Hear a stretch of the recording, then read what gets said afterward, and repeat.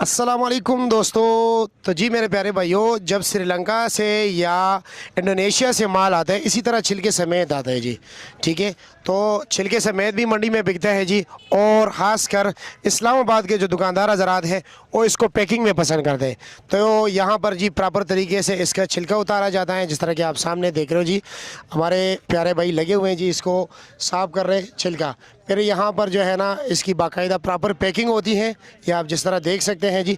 और साइज़ की बुनियाद पर नारियल का रेट जो होता है ना मुख्तलिफ होता है जी।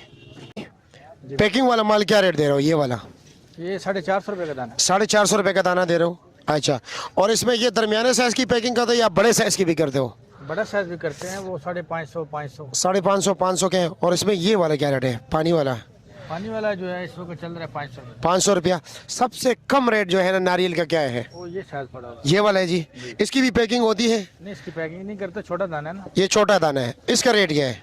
ये 350 बोलते हैं, 300 तक दे देते हैं। 350 बोलते 300 का। 250 वाला कोई नहीं है? गरीब बंदे आए।